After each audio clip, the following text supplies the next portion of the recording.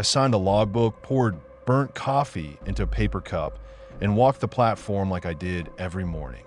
Same route, same signals, same dead-eyed rush hour crowd. I checked the horn, checked the brake pressure, checked my mirrors. The first wrong detail was a guy down by the ballast where nobody stands, hood up, face turned away like he was waiting for something. Not a worker in a vest, not some kid filming, not a drunk wandering. Just planted there, hands in his pockets, chin down.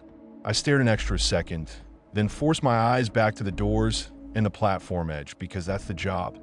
Keep the line moving, keep people alive, keep your own head straight.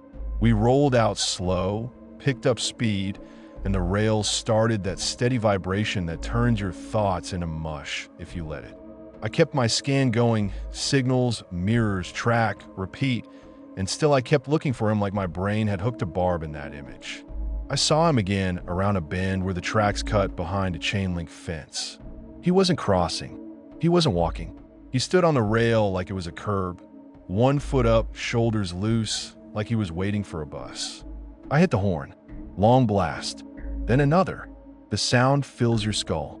It usually makes people jump back without thinking. He didn't flinch. He turned his head just enough for me to see he was smiling, like I was the asshole for making noise. That smile hit me harder than the sight of him on the rail. It wasn't fear. It wasn't confusion. It was a look that said he already owned the next 10 seconds. I dumped the brakes. People think trains stop like cars. They don't. You commit and you watch distance turn into an enemy. The brake pipe dropped, the wheels started screaming, the cab shook like it wanted to tear itself off the frame. I braced my boots, leaned into the console, and kept the horn down because it was the only thing left I could do. The windshield filled with him. My stomach lifted like I was falling. For half a second, I saw him shift his weight, and I thought, okay, he's backing off, he's gonna jump away, and I'm gonna hate him later for scaring the shit out of me. Then he stepped forward at the last second. Not a stumble, a choice. Impact doesn't sound like movies.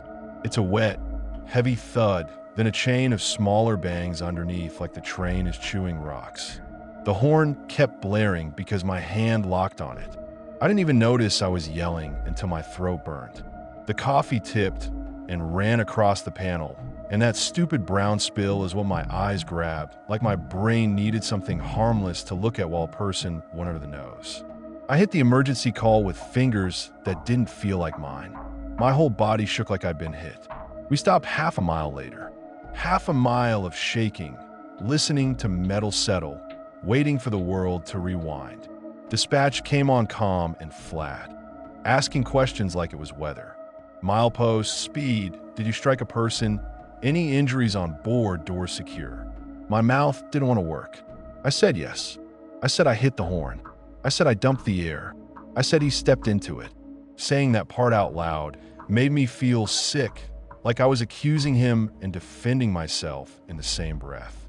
Behind me, the train filled with noise. People yelled. Somebody hit the intercom hard enough that it rattled. I could hear fists on doors, feet stomping, that bright commuter anger that has no room for anything except their schedule. Someone got up to the cab door and pounded on it, screaming about being late, calling me useless, calling me a fucking idiot, like I'd chosen park the train for fun. I stayed locked in because you're trained to, and because if I'd opened it, I would have either collapsed or swung on somebody. Through the glass, I saw phones lifted, little black rectangles aimed at me. Passengers filmed me like I was content. One guy made the jerk-off motion at me and laughed. I remember that clearly, and I hate that I remember it.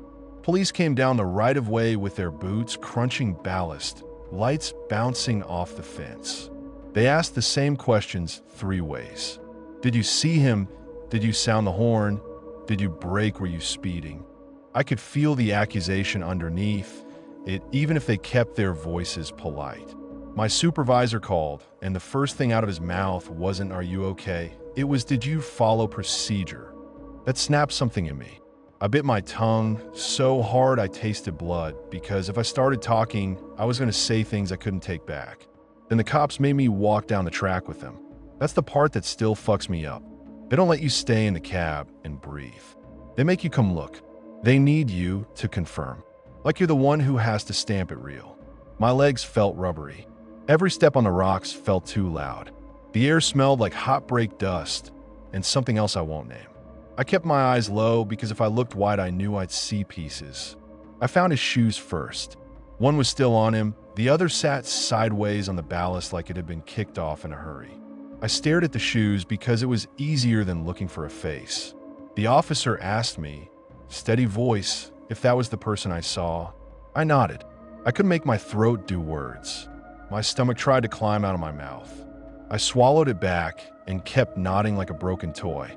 After that, they walked me back past my own train, past passengers on the side of the right-of-way, and I could feel their eyes drilling into my skull. Somebody shouted, "You killed him," like it was a fact and not a decision he made with my hands tied. At the office, they took my badge and keys like I was getting booked. They made me do a breath test, then a urine cup, then more paperwork. Standard critical incident stuff. It felt like punishment anyway. They made me draw a diagram. They had me write the time, the horn blast, the brake application, the exact moment I saw him step. Every line I wrote felt like I was carving it into my own skin. They put me on a mandatory counselor call. Beige room, polite voice, not your fault, common reactions, breathing exercises. I nodded and went home and stood over my sink and laughed once sharp because none of it touched what that smile did to me. Sleep didn't work right after that. I'd start to drift and my body would jerk awake like I was about to hit something. I kept hearing the undercarriage bangs in my quiet house, like rocks rolling in a dryer. I stopped eating real meals. I chewed toast and washed it down like medicine.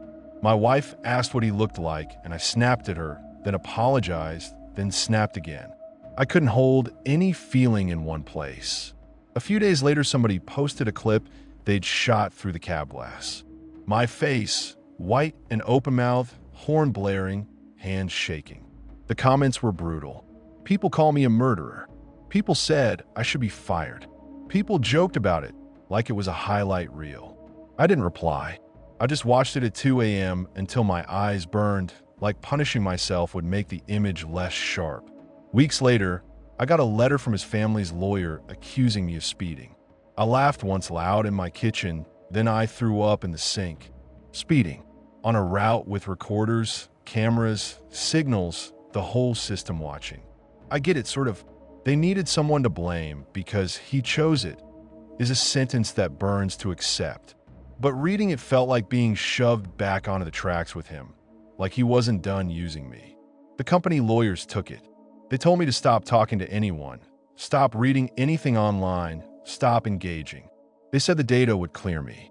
Like numbers can scrape a human off your brain. They put me back in the seat sooner than my body wanted.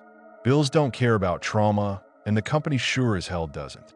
First day back, I sat in the cab with my hands on the controls, sweating through my uniform, waiting for the route to bite me again. When that bend came up, my vision tunneled, and I almost dumped the brakes for a black trash bag caught on the fence because my brain read it as a person.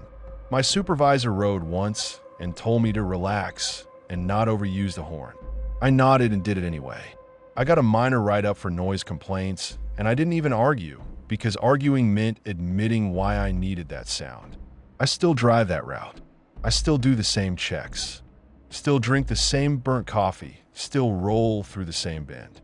My body tenses every time the fence line comes up. I hit the horn early, long and ugly, even when there's nobody there, because I need the sound to prove I'm awake. Some mornings the sunrise hits the cab glass just right and the reflection layers over the track ahead, and for a split second I see him in it, hood up, head turned, that little calm smile like he's still standing on that rail, and I'm still coming. I still hit the horn at that bend. I still see him in the glass when the sunrise hits it wrong, smiling like he won.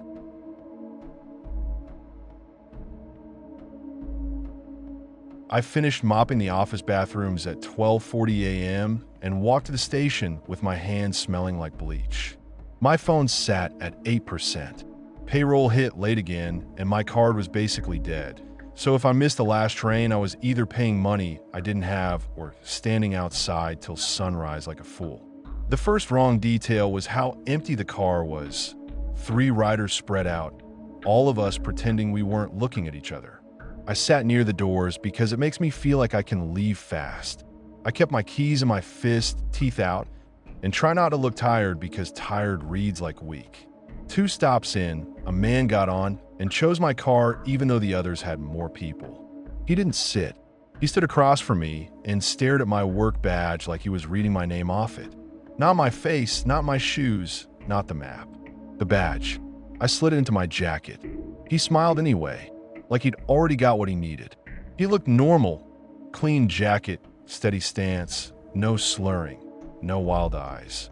That made it worse, because it meant he was choosing this on purpose. When the train moved, he started pacing between the doors and my seat, slow, like he was counting steps. I watched his shoes hit the same seams in the floor every pass. He kept checking the reflections in the window me. Every time I glanced at my phone, he drifted closer, like my screen was a leash and he could pull the distance in. I tried to open my camera to get a picture. My phone lagged, the screen dimmed, and the shutter wouldn't trigger. He noticed anyway. His eyes snapped to my hands, and his smile sharpened, like he liked the idea that I was trying to prove he existed. At the next station, I got up and moved cars. I didn't run. I didn't want to look scared. I walked through the connector and sat closer to the few people I could see. The doors closed, and seconds later, he stepped in after me like it was part of the route.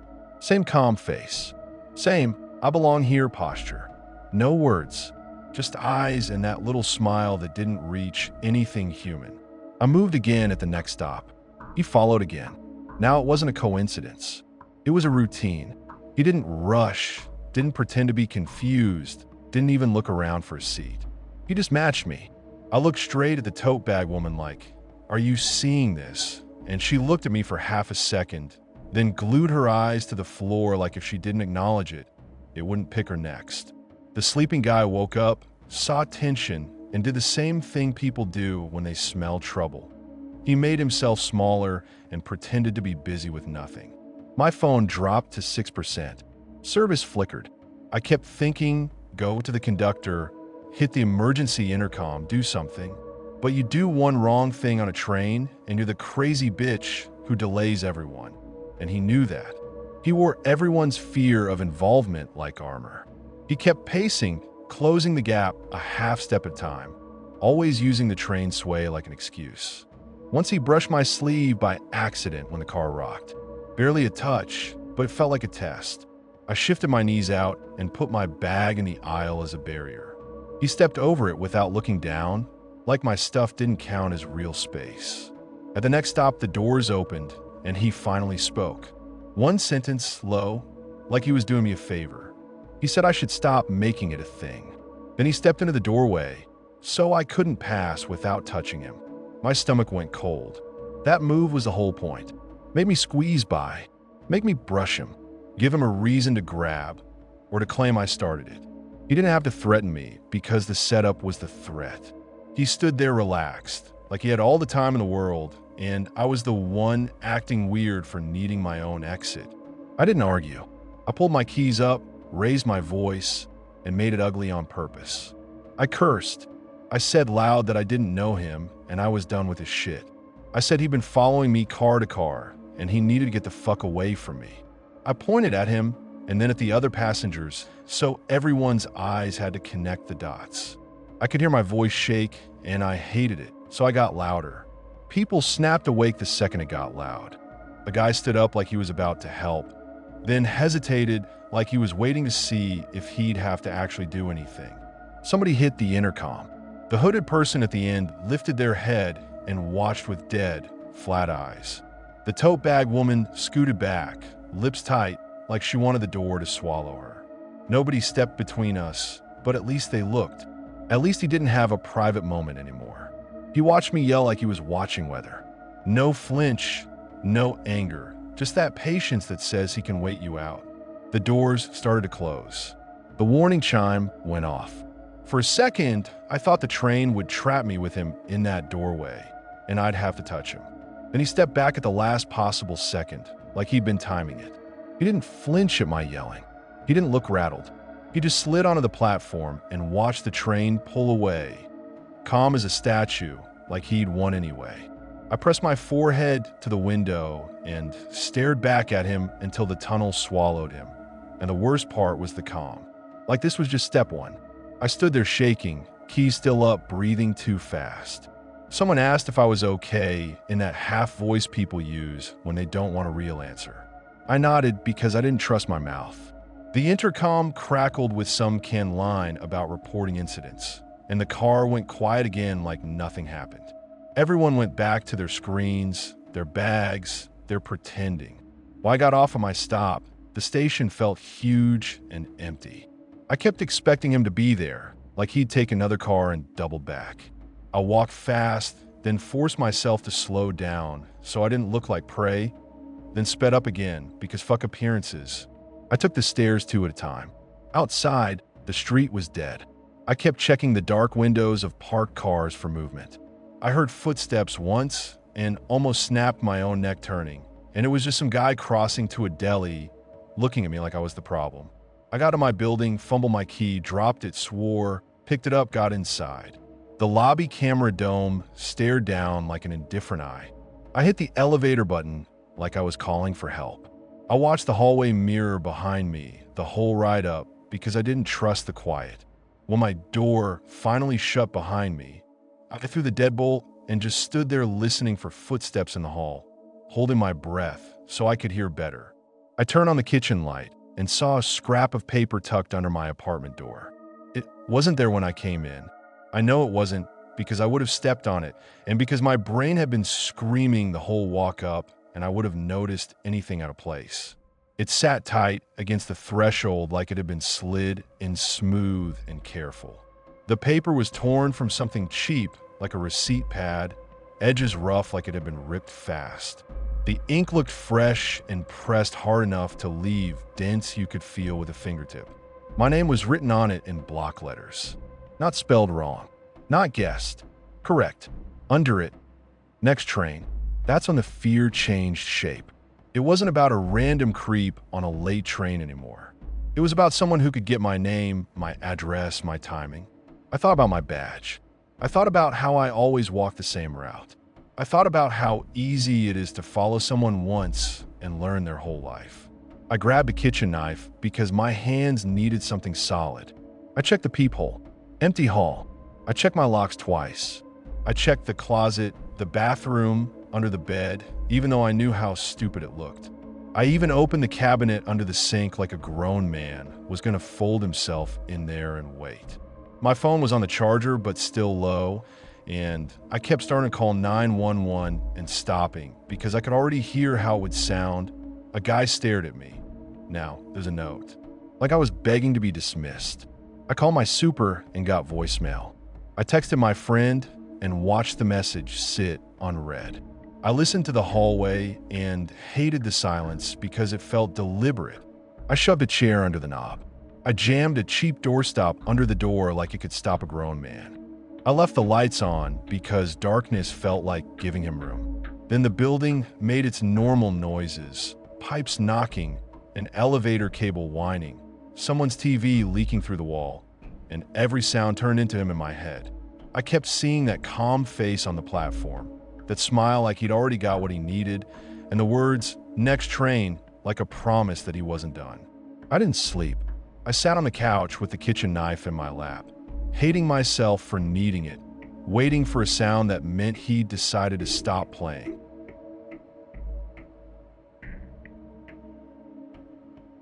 I bought a day pass, stuffed a city map in my pocket, and told myself I'd be smart for once and use public transit. I stood by the door because I didn't know the stops and I wanted an easy exit. I watched the other riders scroll and yawn like nothing bad could happen under fluorescent lights. The first wrong detail was the door panel flashing red for half a second, then going back to normal like it lied. I stared at that blink longer than I should have. My brain tried to grind it into old equipment and power hiccup. I even shifted my weight like I could block the bad luck. Everyone else stayed wrapped in their own little bubbles. Headphones, coffee, tired eyes. A teenager laughed at his screen. A mom wiped her kid's nose and told him to stop kicking the pole. A guy in a construction vest slept with his mouth open. It all looked so routine that the red blink felt like my problem alone. 2 stations later, the train jolted hard and the lights flickered. Not the cute flicker, the kind that snaps heads up at the same time. We slid into a tunnel stretch and stopped dead. Coffee sloshed. Someone swore. My shoulder bumped the door and the cold metal rang in my bones. The air went quiet for a beat. Then the vents changed pitch like they were straining, and a burnt smell crawled in. Hot plastic, wiring, that sour electrical stink that dries your mouth. People mashed buttons. Somebody tried the little speaker grill and got nothing. A man near the center car tried to pry a window seam with a key like he'd seen it on TV. The intercom crackled once and said something that sounded like "stand by." Then it cut out like a wire got yanked. No details, no calm voice, just that useless command. Stand by. Like we were waiting for a table. The smell got worse. My eyes watered. The door near me clicked like it wanted to unlock, then locked again, then clicked again. I watched the seam widen a finger's width, then snap shut. Widen snap, widen snap. It wasn't dramatic, it was mechanical and wrong, like a jaw testing its bite. Someone put their palm on the door and jerked it back like the metal had turned hot. Another person started filming with their flashlight on, narrating under their breath, and the beam made the floating dust look like ash. A guy in a suit started barking that he had asthma, that he couldn't breathe, that someone needed to do something right now. A woman shot back at him to stop freaking out the kids. He kept going anyway, louder, like volume was oxygen. 2 people told him to shut up. He told them to go to hell. The argument spread, fast and pointless, because everybody needed a target. Nobody sounded brave. We just sounded trapped and pissed and embarrassed about being trapped. The train jerked forward a few feet, then stopped again. Bodies bumped and scraped. Someone's elbow caught my ribs. A backpack slammed into my spine. A kid started coughing. The mom tried to hush him, and then she started coughing too. The lights flickered one more time and then died completely. Total black. For a second you could hear the tunnel itself. Distant hum, metal cooling, people breathing too fast. Then phone screens popped on and the car turned into a grid of ugly little rectangles. In that light, everybody looked sick, eyes wide, skin gray, mouths open like fish. I felt heat near the floor by the door, like a toaster left on. The panel sparked once, tiny, bright mean. Then it sparked again, a little pop that made everyone flinch. Somebody kicked it on reflex and yelped like they'd been stung. The kick didn't fix anything. It just proved the current was live and pissed. The burnt smell turned into smoke, thin at first, then thicker, and it slid along the ceiling and dropped in slow waves. People started pressing their shirts to their faces. Someone shouted to get down. Someone else shouted that getting down would trap the smoke. No one knew anything. We just guessed and yelled. I didn't wait for an announcement that wasn't coming. I pulled my shirt up over my nose and got low. I crawled toward the next car because the smoke was pooling worse near the doors and the heat felt like it was building from that panel. Hands grabbed at me as I moved. Not helping hands, grabbing hands. One clamped my backpack strap and yanked me back like I was a rope. Another hooked my ankle. People didn't even look at my face. They just wanted a handle, a lever, something to pull them forward without committing their own body first. I shoved fingers off and kept crawling. Someone cursed at me like I'd stolen their spot. A guy tried to climb over the seats and dropped a knee into my side. I shoved him away and kept moving because stopping felt like dying. I heard a heavy thud behind me, then a wet sobbing sound, the kind you hear from a grown adult when their brain short circuits in a panic. Someone shouted their name and got no answer. The suit guy started wheezing big, ugly pulls, and the sound made the whole car feel smaller. That's when I realized we weren't waiting for instructions. We were waiting for the problem to pick a winner. The connection between cars felt like crawling through a throat, rubber, metal ribs swaying. The next car had less smoke, not clean air, just less. People that were turned toward us, faces lit by phones, waiting for the bad news to arrive. I hauled myself through and got one breath that didn't taste like melted insulation, and relief hit so hard it made my eyes sting worse. Then somebody behind me tried to force through too fast and pinned my shoulder against the frame. For a second, my chest wouldn't expand. I twisted, jammed my elbow back, and wriggled free. They called me a bitch. I didn't answer. I just kept my head down and crawled another few feet. Then the train moved. Not smoothly. It moved like a sick animal, slow, shuddering, power coughing back into the motors. The wheels scraped like something was dragging. That motion made people hope for half a second, and hope is dangerous because it makes you hesitate. The smoke kept coming anyway. The door mechanisms kept clicking like they couldn't decide what they were. Somebody tried the intercom again, slapping it hard, and it answered with dead static. We rolled into a station, and the doors opened like nothing happened. Bright platform lights stabbed my eyes. Cold air hit my face, and it felt unreal, like stepping out a nightmare into a mall. Everyone surged out. Not orderly, not ladies first, just bodies spilling. People tripped at the gap and got yanked upright by strangers or stepped over by strangers, depending on who panicked harder. The staff on the platform waved us out fast, eyes wide, repeating, "Keep moving," like a spell. No explanations, no apology, just movement. One guy tried to push back toward the car, yelling that his friend was still inside, and a transit worker blocked him with both arms shaking. They shoved each other. Another staffer screamed for security. Nobody looked in control. They just wanted the platform clear before anything got worse. I followed the flow up the escalator because my legs did it on autopilot. At the top, I bent over and coughed until my ribs hurt. My spit tasted metallic. My hands shook in small, ugly tremors. I checked my phone and realized I had a smear of grime across the screen from crawling. A guy near me tried to joke about it, like humor could undo what just happened, and his laugh came out thin and wrong.